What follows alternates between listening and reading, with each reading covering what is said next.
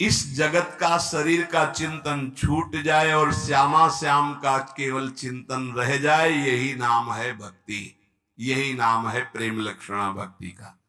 आपका चिंतन केवल प्रियालाल का ही हो, नाम का, रूप का, लीला का, धाम का। और ये तभी हो सकता है जब ये बातें आपके जीवन में हो। गुरु का अंग,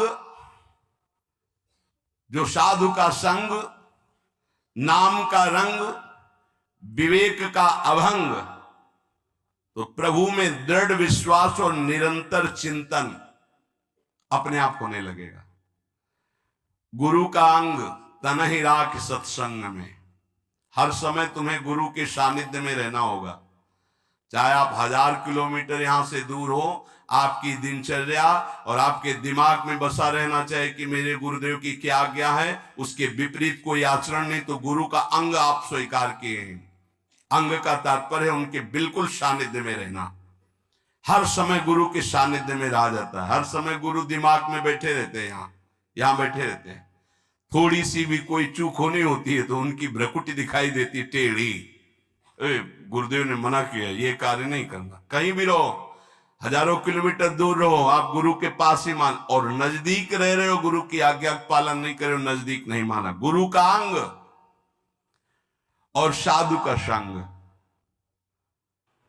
सत्संग, हमारी वृत्ति भी सत हो, हमारे आचरण भी सत हो, हमारा चिंतन सत हो, तो सत्संग हो रहा है। यहां बैठे इसके बाद गंदे विचार, गंदे आचरण, तो आप सत्संग नहीं करें। खलऊ करें भरी पाई सुसंगु, वो मिटे न मलिन स्वभाव भंगु, वो सत्संगी नहीं कहा जाएगा। नहीं, लोग कहते हैं हम 20 वर्ष से सत्संग कर रहे हैं, ना स्वभाव बदला, न जीवन बदला। उसका कारण है कि आप सत्संग नहीं करते। सत्चर्चा में बैठ गए पर सत्संग नहीं करते। सत्संग स्वयं से होता है। हमारी एक एक वृत्ति सत, हमारे आचरण सत, हमारा विचार सत, तो सत्संग। गुरु का अंग और सत्संग और नाम का रंग, निरंतर नाम चलना चाहिए। ये अभ्यास करो। बहुत छाती जलनी चाहिए जब नाम छूटे। नाम छूटा कोई जलन नहीं, भोग छूटे, संसार का राग छूटे, ये जलन का विषय हो जाता है। ए सावधान, नाम का रंग, एक क्षण के लिए भी नाम न छूटे। और विवेक अभंग, हर समय ये विवेक जागृत रहना चाहिए कि ये तुम्हारा शरीर नहीं है, ये छूटेगा। ये मकान छूटेगा, दुकान छूटेगी, बैंक बैलेंस छूटेगा, व्यवहार छूटेगा, पद छूटेगा, तुम्हारे साथ इनमें से एक भी नहीं जाएगा। विवेक जागृत रहना चाहिए, भगवान नाम जाएगा। सत्य विचार, सत्य विवेक, सत्य संग, ये आपको भगवत प्राप्ति कराएगा। अनेक जन्मों के जब पुण्य एकत्रित होते हैं तब साधारण भक्ति शुरू होती है। घर गृहस्थी में जैसे साधारण कुछ 40 आप पढ़ ले, कुछ पूजा, ये अनेक जन्मों के जब पुण्य एकत्रित होते हैं, कई जन्मों की जब ऐसी भक्ति होती है, तब श्री कृष्ण की तरफ आकर्षण होता है। जन्म जन्मांतर सहस्त्राणाम कृष्णे भक्ति प्रजायते। साधारण भक्ति कई जन्मों से होती चली आई, तब जाके कृष्ण भक्ति मिलती है। और कृष्ण भक्ति से जब श्री कृष्ण प्रसन्न होते, तब राधा नाम और राधा चरणारविंद की भक्ति मिलती है। ये परम विश्राम स्थल है। पर इस भक्ति में विषयाशक्ति बहुत बाधक है, क्योंकि ये सीधे प्रेम भक्ति है वृंदावन की। बिना विषयाशक्ति नष्ट हुए भगवत प्रीति का प्रादुर्भाव नहीं होता। जब तक प्रीति नहीं तो प्रिया प्रीतम बहुत पराये लगते हैं। देखो, श्यामा श्याम लगता है तुम्हारे, अभी किसी रिश्तेदार का नाम, पुत्र का नाम, परिवार, तुरंत हृदय के हाँ मेरे। अगर राधा नाम, प्रिया प्रीतम का नाम सुनते ही जैसे किसी रिश्ते नाते, पुत्र पति आदि की कोई बात करे तो एकदम लगता मेरे, ऐसे जब इतना ही लगने लगे मेरे, तो समझो कि अब कुछ रंग आ रहा है। लेकिन प्रभु की बात तो पराई जैसी लगती, संसार की बात अपनी लगती है। इसीलिए एक और संपूर्ण संसार के संबंध भोग और एक और प्रिया प्रीतम है। चयन करो तुम किससे प्यार करते हो, संसार के संबंधों से या प्रिया प्रीतम से। अगर प्रिया प्रीतम से, तो तुम्हें संसार के संबंधों का अंदर से त्याग करना होगा। ये बहुत सहजता से हो जाएगा यदि साधु संग होता रहा, बहुत सहजता से वहीं रहोगे। भेष परिवर्तन की जरूरत नहीं है, स्थान परिवर्तन की जरूरत नहीं है, उद्देश्य परिवर्तन की। जहां उद्देश्य हुआ श्यामा श्याम की प्राप्ति को, वहीं आपके अंदर समस्त संबंध जो मायाकृत हैं आप देखोगे ढीले हो गए, वो कटने लगे। साधक को इस युद्ध में अकेले संपूर्ण संसार से युद्ध करना है। ये बड़ा सूक्ष्म विषय है, बार बार इसीलिए कहते हैं। हर व्यक्ति हमारे चिंतन को खींचता है, खास बात है, चाहे वो द्वेष से या हो चाहे या राग से हो, वो खींचता है हमारे चिंतन को। हमारा चिंतन अखंड प्रभु की तरफ हो, इसलिए सारे संसार के संबंध से युद्ध करना है। ये कला सीखनी होगी कि मिलना है, बात करना है, लेकिन हमारा संबंध किसी से नहीं। भगवत भाव से मिलना है, खूब प्रीति भाव से मिलना है, लेकिन अंदर उनके राधा वल्लभ लाल देखोगे तो बच जाओगे, चिंतन तुम्हारा कोई नहीं चुरा पाएगा।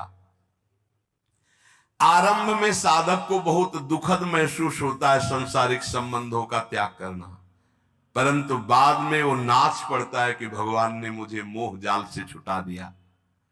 ये मोह केवल बातें करने से नहीं जाएगा। आजकल बातें करने वाले लोग बहुत मिल रहे हैं, पूज्यपाद बाबा कह रहे हैं, जिसको देखो ज्ञान की बातें कर रहा है, लेकिन मोह का त्याग करके ज्ञान में स्थित होना या भक्ति में स्थित होना केवल भजन से होगा, केवल भजन से। जितना भजन करोगे उतना ही बात बनेगी। बारी मथे घृत होए बरु सिकता ते बरु तेल, बिनु हरि भजन न भौतरी या सिद्धांत पेल।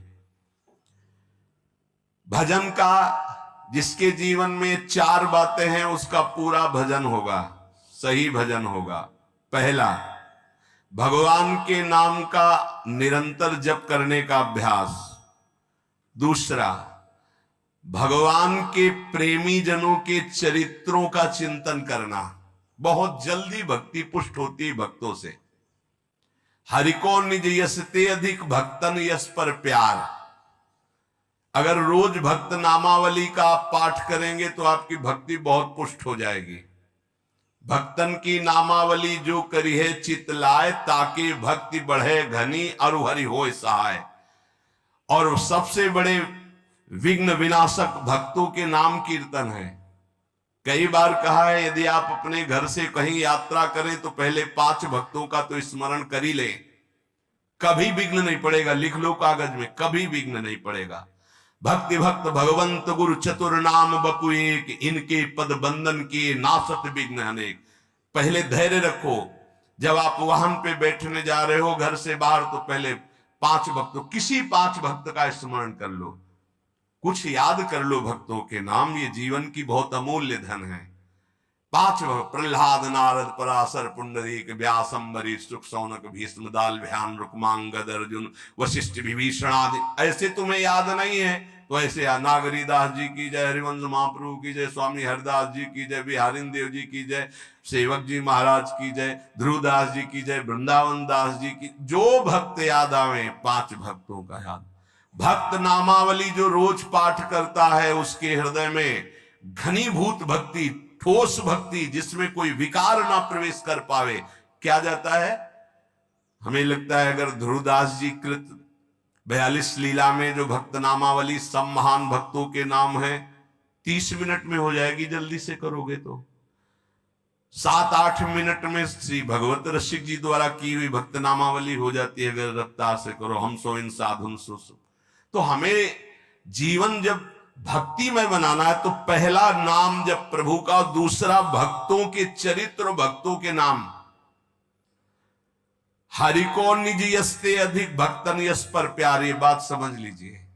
कुछ भक्तों की नामावली सबको रोज करनी चाहिए। अपने यहां भगवत कृपा से श्रृंगार के बाद रोज होती भक्त नामावली, सबको करना चाहिए। अगर बड़ी नामावली करनी हो तो ध्रुवदास जी का, छोटी नामावली तो भगवत रसिक जी ने 7-8 मिनट में हो जाती है। तीसरा, अपने आराध्य देव को ध्यान में रखते हुए चलना फिरना, उठना बैठना। ये जो बिहारी जी का रूप है, जो राधा वल्लभ जी का रूप है, राधा रमन जी का रूप है, ये किसी मूर्तिकार ने नहीं बनाया, स्वयं प्रभु प्रकट हुए प्रिया प्रीतम से। बार बार आदेश भी आचार्य चरण कहते, राधा वल्लभ लाल को हृदय ध्यान मुख नाम। तो ये छवि विराजमान कर लो अपने मानस पटल पर, राधा वल्लभ जी को बार बार देखो और फिर वो आप मानस पटल पे विराजमान करो। तीसरा, अपने इष्ट का ध्यान करने का अभ्यास।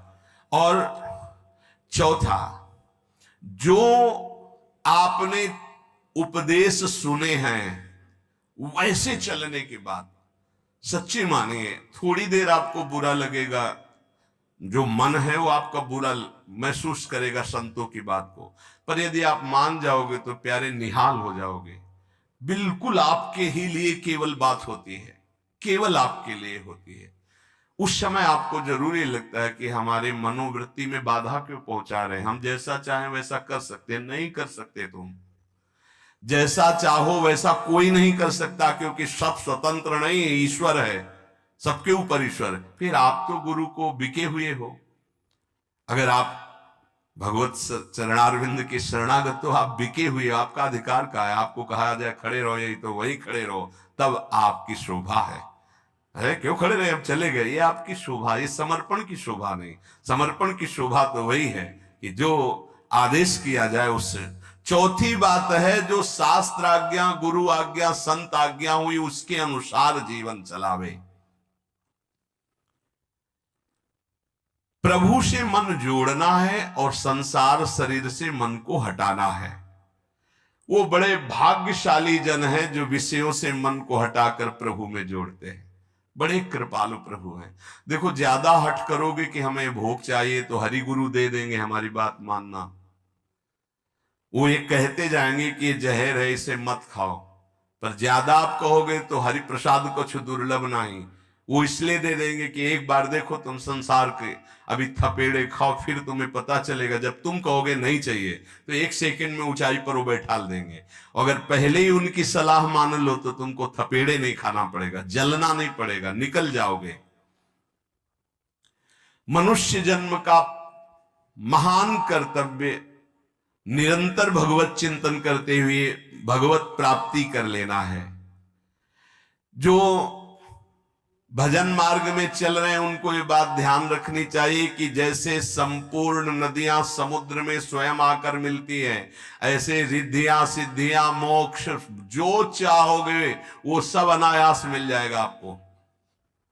ऐसा न समझो कि भजन करने वालों को केवल दुख ही मिलता है। जैसी द्वारिकापुरी वैसी सुदामापुरी। भजन करने में थोड़े दिन पाप नष्ट करने के लिए जलना पड़ता है, फिर तो महान आनंद है। जैसे संपूर्ण नदियां बिना इच्छा के समुद्र के पास जा रहे हैं, ऐसे बिना इच्छा के संपूर्ण वैभव, रिद्धियां, सिद्धियां सब आ जाएंगी। आप भजन को न छोड़ें। जैसे गंगा जी में मिलकर के सब कुछ गंगा जल हो जाता है, ऐसे ही आपका सब कुछ, मन, बुद्धि, देह, चित्त सब भगवत स्वरूप हो जाएगा। जिस समय भगवत चिंतन करते करते तदाकार वृत्ति हुई, शरीर भी परिवर्तित हो जाता है।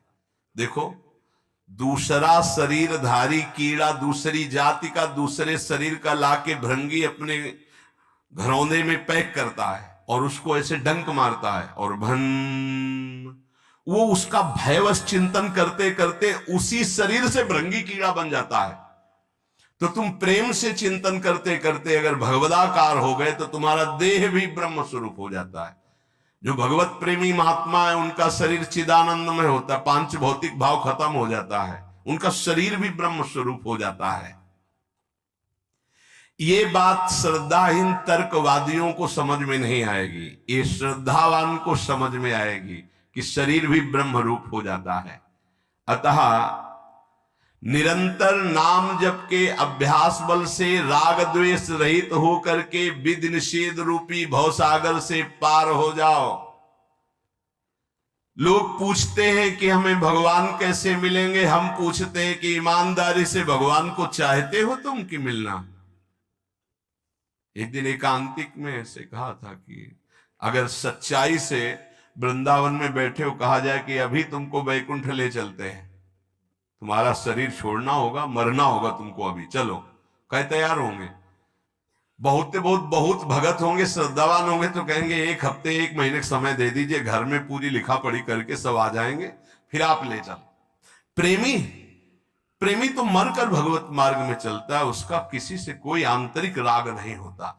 बाबा कह रहे कौन चाहता है भगवान से मिलने की, जिसके अंदर चाहत पैदा हो गई उसको ये 5 चीजें अच्छी नहीं लगती, विषय भोग, निद्रा, हंसी, जगत प्रीति, बहुबात। अगर ये अच्छा लग रहा है तो नाटक कर रहे हो, मिलने की चाह पैदा नहीं हुई है। ये 4 बातें बड़े पुण्य से किसी महान हृदय में जागृत होती है। भगवत भक्तों का भगवान से भी बढ़कर आदर करना, और सब साधनों से श्रेष्ठ भगवान नाम में दृढ़ विश्वास प्रीति हो जाना। दूसरा, सबसे पहला है भगवत भक्तों में मोते अधिक संत कर लेखा। भगवान के 7 सब मुहिमे जग देखा, मोते अधिक संत जाने संत अनंत समाना। भगवान नाम के बराबर कोई साधन नहीं, ये दूसरा। भगवत सेवा के बराबर कोई सिद्धि नहीं, तीसरा। और भगवान के प्रेम के बराबर कोई साधना का फल नहीं। भगवत प्रेम इस समस्त साधना का।